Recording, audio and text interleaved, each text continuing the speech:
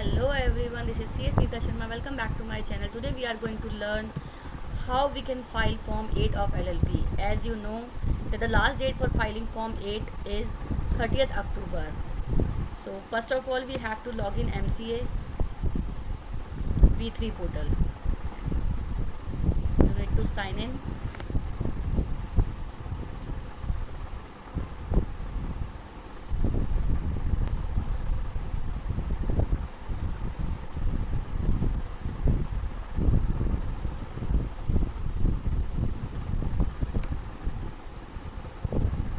Now we need to go to LLP e-filing where we can see here Form 8 Statement of Account and Solvency. Just click here.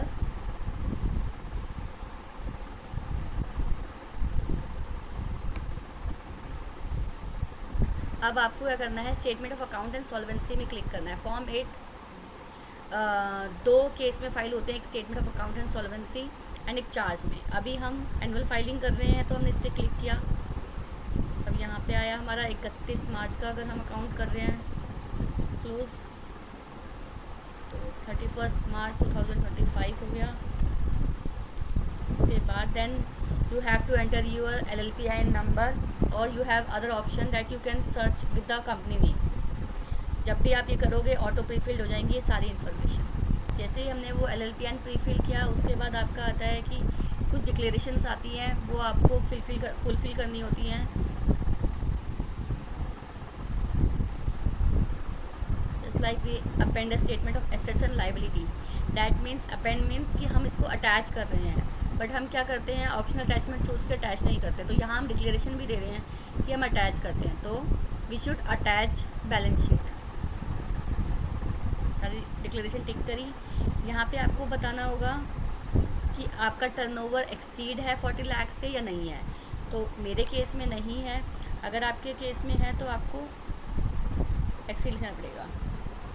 Obligation of contribution doesn't exceed 25 lakh, जो भी आपका contribution होगा उसके हिसाब से आपको select करना है। And now previous figure auto pre filled हो जाएंगी, जो भी आपने लास्ट ईयर फाइल की हुई है।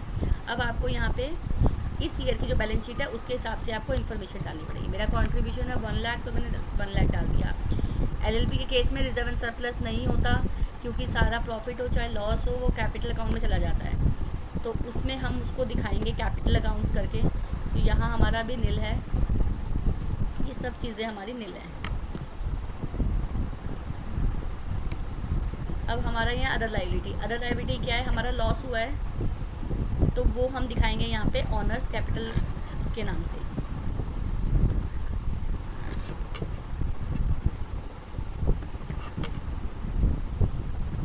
इसे हमने ऑनर कैपिटल अकाउंट डाला, जो भी आपने ट्रांसफ़र किया होगा कैपिटल पार्टनर्स को वो हमने यहाँ डाला। उसके बाद मेरा ये सब ज़ीरो है। मैं थोड़ी मिनिमम बैलेंस शीट के साथ दिखा रही हूँ सो डैट आपको एक आइडिया लग जाए। अगर स्टिल आपको कोई क्वेरी होगी तो आप पूछ सकते हैं।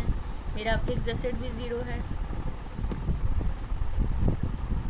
जो भी चीज़ ज़ीरो है उसको ब्लैंक नहीं छोड़ना, उस पर आपको ज़ीरो मेंशन करना मैंडेटरी है।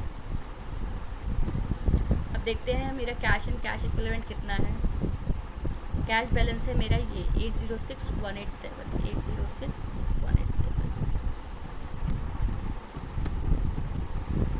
इक्विवेलेंट डाल दिया। इसके बाद अब अदर एसेट्स कहाँ से मिलेंगे।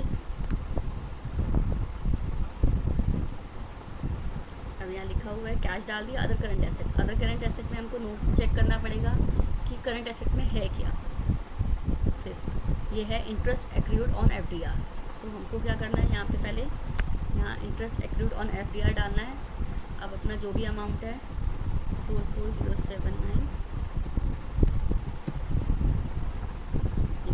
हमारी हो गई बैलेंस शीट हो गई मैच। ठीक है, अब हम आते हैं कॉन्टीजेंट लायबिलिटी। अगर आपकी है तो आपको येस करना है, मेरी नो थी तो मैंने नो कर दिया। इसके बाद हमारा टॉप 24-25 का पीरियड है, ये तो ऑलरेडी प्रीफिल्ड होता है। यहाँ से 1 अप्रैल 2024 फिल करना होता है। इसके बाद मेरा टर्नओवर ये सब ज़ीरो है, मेरी मेन इनकम नहीं है कंपनी की, अदर इनकम है, इसलिए मैं सब कुछ ज़ीरो डाला है।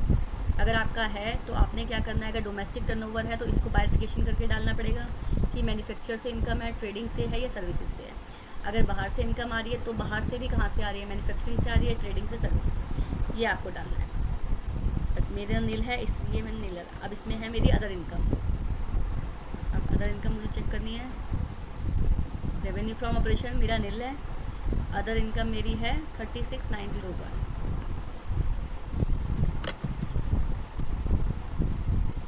अदर इनकम डाल दी मैंने। अब आते हैं एक्सपेंस में। एक्सपेंस मेरा क्या है, एक्सपेंस में देखिए आप अदर एक्सपेंस दिखा रखा है 7, इसके अलावा और कोई एक्सपेंस नहीं है। तो नोट नंबर 7 पे चलेंगे। 7 में है printing stationery, rent and ROC expense. इसमें से कोई भी कॉलम में प्रिंटिंग स्टेशनरी, आरओसी एक्सपेंस नहीं है, इसके लिए हम सब में 0 डालेंगे और सीधे अदर एक्सपेंस में पूरा अमाउंट डाल देंगे। 141,650 ये अमाउंट डाला। बाकी सबको नील करना है अगर आपका नहीं है तो। अब ये पेमेंट टू ऑडिटर थी, पेमेंट टू ऑडिटर आपको गए नील क्यों हुआ है, क्योंकि हमारी एलएलपी छोटी है। अगर 25 लाख से कंट्रीब्यूशन ऊपर होता है या 40 लाख से टर्नओवर ऊपर होता तो हम ऑडिटर अपॉइंट करते हैं और ऑडिटर को पेमेंट देते हैं, ठीक है। तो इसलिए हमारा सब कुछ नील है और यही सारी इनकम है। अब क्या होता है एलएलपी के केस में, हमने पार्टनर्स के अकाउंट में ट्रांसफ़र करते हैं, चाहे वो लॉस हो चाहे वो प्रॉफिट हो। तो हमने ये सारा का सारा कहाँ कर दिया, पार्टनर्स के अकाउंट में डाल दिया।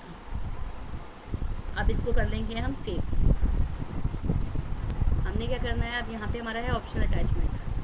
तो ऑप्शनल अटैचमेंट है, इट डजेंट मीन कि आपको बैलेंस शीट नहीं लगानी है, आपको यहाँ बैलेंस शीट भी लगानी है और एमएसएमई डिस्क्लोजर भी लगाना है, क्योंकि हम डिक्लेरेशन में लिखते हैं वी अपेंड बैलेंस शीट। सो ये मैंडेटरी है। फिर एमएसएमई डिस्क्लोजर लगाना, चाहे आप एक फाइल अटैच करके लगा दो, चाहे आप डिफरेंट अटैचमेंट लगा दो। उसके बाद आपको यहाँ पे डायरेक्टर के डेन नंबर डालने हैं, डीपीआई नंबर, एक यहाँ जाएगा, एक यहाँ, सेम जो है सेम डेन नंबर आगे भी डाल सकते हैं। उसके बाद आता है प्रोफेशनल सर्टिफिकेशन, मैंडेटरी होती है फॉर्म 8 में, चाहे वो स्मॉल एलएलपी हो चाहे वो बिग एलएलपी हो, तो मैंडेटरी होता है। तो जो भी आप प्रोफेशनल हैं, सीए, सीएस और सीडब्ल्यूए, आप ये इन्फॉर्मेशन डालेंगे, देन सेव करेंगे, नेक्स्ट पे जाएंगे। नेक्स्ट पे जाते ही आपका जो है प्रीव्यू आ जाएगा। प्रीव्यू चेक करते ही उसके बाद आपको क्या करना है, सबमिट पे क्लिक करना है। सबमिट पे क्लिक करते ही रिव्यू आया, जैसे ही आप सबमिट पे क्लिक करेंगे सबमिट हो जाएगा। उसके बाद आपको क्या करना है, फॉर्म जो है आपको पेंडिंग फॉर एक्शन में शो होगा, वहाँ से आपको डाउनलोड करना है, डीएसटी लगाना है। डीएसटी लगाना है 3 डायरेक्टर्स के और 1 प्रोफेशनल का। उसके बाद आपको जो है अपलोड करके पेमेंट करनी है। पेमेंट आएगी आप एज़ पर योर कॉन्ट्रीब्यूशन। बस, थैंक यू सो मच।